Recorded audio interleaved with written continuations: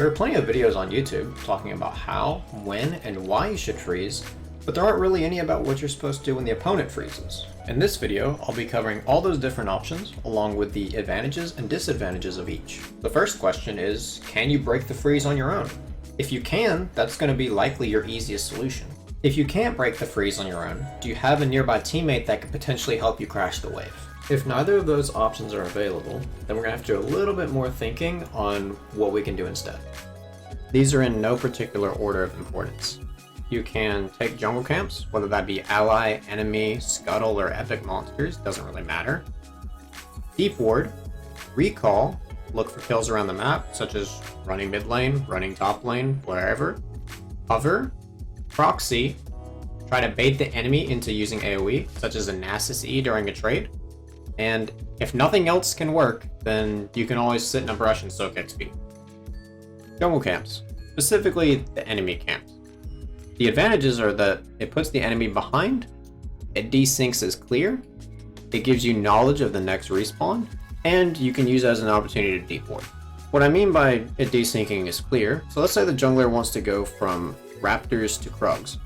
Well, if they've already cleared the raptors, and then they mosey on over to Krugs and find that the Krugs are cleared, they were cleared at different times. And so even though they both have a 2-minute and 15-second respawn time, because yours was cleared at a very different time, when they come back around for the next rotation, it's going to be very off.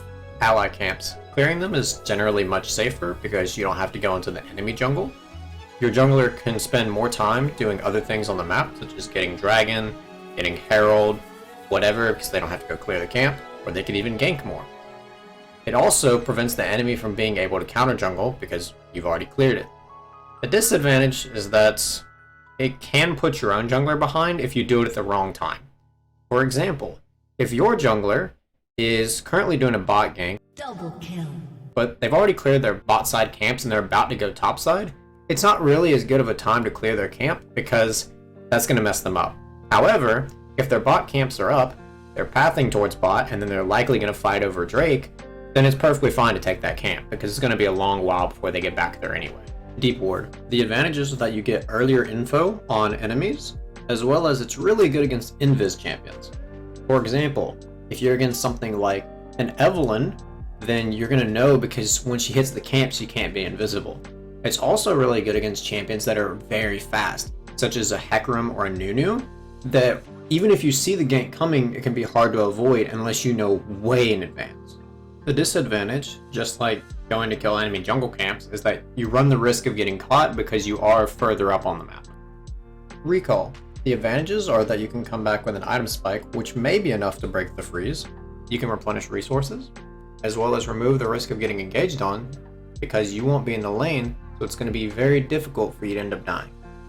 The disadvantages are that your map movement is temporarily restricted because you're in base. You're not going to be able to go to some form of fight if it's in the river within the next 10-15 seconds because it's just not possible. The opponent also can crash the wave if they see you finish the channel. So if you are going to do it, you need to either make sure that they can't see you or do it intentionally to try to get them to push the wave because they think that you're going to recall and then you cancel it.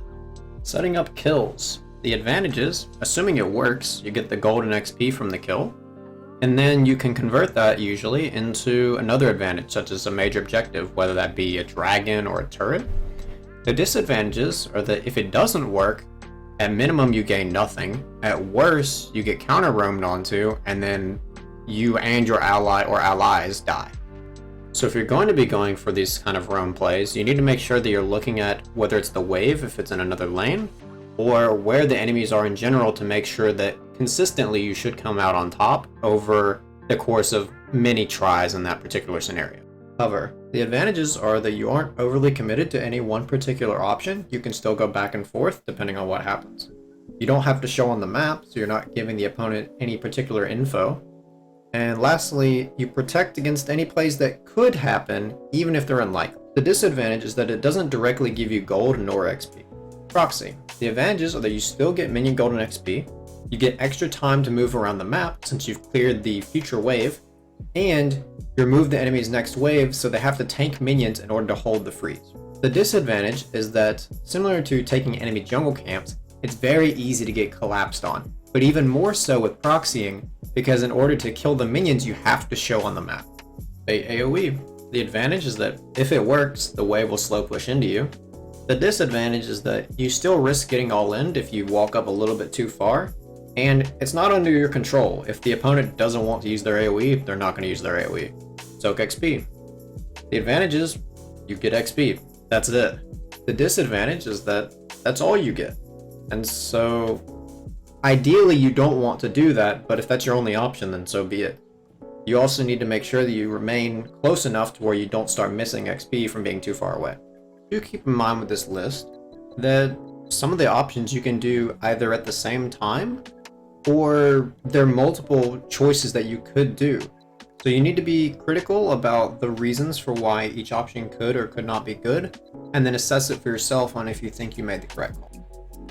A little side note for any new viewers, just so you know, I do top lane coaching entirely for free through my Discord. You can click on the link in the description of this video, DM me directly through there, and then we can set up a time for the session.